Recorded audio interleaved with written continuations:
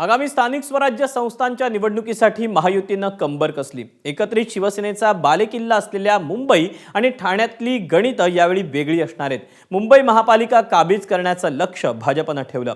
शिवसेनेची 2 शकलं झाल्यानं भाजपसाठी आता मोठी संधी आहे, तर ठाण्यात शिवसेनेची ताकद असल्यानं तिथे भाजप तडजोड करण्याची शक्यता आहे आणि त्यावरूनच महायुतीत मोठा भाऊ कोण याची चर्चा आतापासूनच सुरू झाली आहे। पाहूया।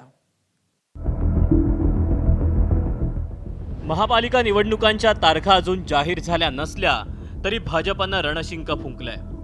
निवडणुकीच्या तोंडावर महायुतीत कोण मोठा भाऊ कोण छोटा भाऊ असा संघर्ष सुरू झालाय। सूत्रांच्या माहितीनुसार मुंबईत भाजप मोठा भाऊ तर शिवसेना लहान भाऊ असणार असल्याचं कळतंय। मुंबईत भाजपच्या नगरसेवकांची संख्या अधिक असल्यानं भाजप अधिक जागांवर ठाम असल्याचं कळतंय। आता आमच्यामध्ये काय वरिष्ठांमध्ये कुठे मोठा भाऊ छोटा भाऊ मधला भाऊ काय तर मला तर काही माहिती नाही, पण माननीय मुख्यमंत्री महोदय आहेत, माननीय उपमुख्यमंत्री महोदय आहेत, दोन्ही ते सगळे पक्षाचे सर्व आहेत, ते या बाबतीमध्ये निर्णय घेतील आणि मग ते सगळ्यांची भाऊबंदी ठरेल। हे फक्त पक्षाच्या नेत्यांना काही अंशी आपली परिस्थिती काय किंवा पक्षाची स्थिती काय याचाच फक्त ते आढावा घेत असतात। म्हणून आता स्थानिक स्वराज्य संस्थेमध्ये ज्या निवडणुका होणार आहेत त्याचा सर्वे प्रत्येक पक्षाच्या नेत्याने केलेला आहे। मग त्याच्यामध्ये कोण छोटा भाऊ कोण मोठा भाऊ हे आता ठरणार नाही, याला अवधी आहे। असे आणखीन मधल्या काळामध्ये आणखीन सर्वे होतील, आणखीन त्याचे रिझल्ट येतील। म्हणून आम्ही सर्वेवर काही अंशी सर्वेचा बेस घेऊन परंतु पक्षाचं कामकाज करत असतो। म्हणून आजच्या घडीला हे सांगणं उचित नाही कोण छोटा भाऊ आणि कोण मोठा भाऊ। 2017च्या निवडणुकीत मुंबई महापालिकेवर त्यावेळच्या अखंड शिवसेनेचा भगवा फडकला होता। विधानसभेचं गणित लक्षात घेऊन भाजपनं मुंबईची सत्ता शिवसेनेच्या ताब्यात दिली। मुंबईत 2017 आणि 22 दरम्यान शिवसेनेचं बळ होतं। 2017ला त्यांना 84 जागी विजय मिळाला। निकालानंतर 4 अपक्षांनी प्रवेश केला तर मनसेच्या 6 नगरसेवकांनी प्रवेश केला। 2022 नंतर आणखी 5 जणांनी प्रवेश केला। मुदत संपताना नगरसेवकांची संख्या 97 वर गेली, पण 2022 मध्ये एकनाथ शिंदेंच्या बंडानंतर चित्र बदललं। मुंबईतल्या ठाकरेंच्या शिवसेनेचे नगरसेवक एक करून शिंदेंच्या गोटात सहभागी झाले। शिवसेना फुटीनंतर ठाकरेंच्या शिवसेनेत 55 नगरसेवक राहिले तर शिंदेंच्या शिवसेनेत 44 नगरसेवकांनी प्रवेश केला।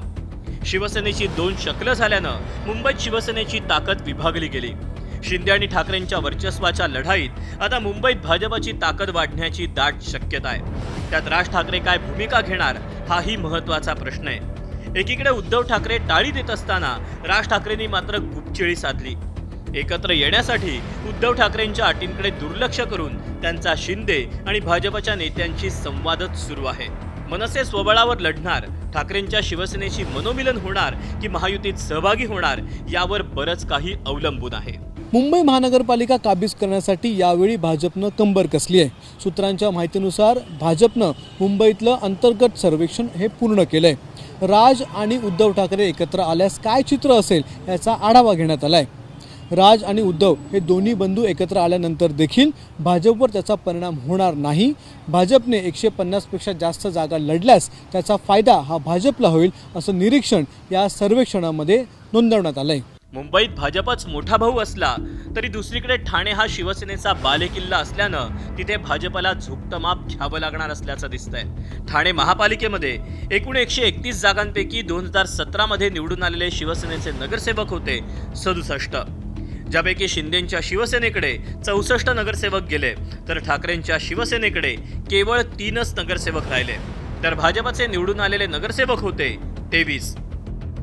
मुंबई ठाण्यात राष्ट्रवादी काँग्रेसची ताकद फारशी नसल्यानं तिथे भाजप आणि शिवसेनेचा मार्ग मोकळा आहे। पण मुंबईसोबत पुणे, नाशिक यासह इतर पालिकांच्या बाबतीत महायुतीत राष्ट्रवादीचाही विचार करावा लागणार आहे। तिथं 3 पक्षांना मिळून जागा वाटपाचा तिढा हा सोडवावा लागणार आहे। वेदांत नेप, एबीपी माझा, मुंबई। एबीपी माझा, उघडा डोळे बघा नीट।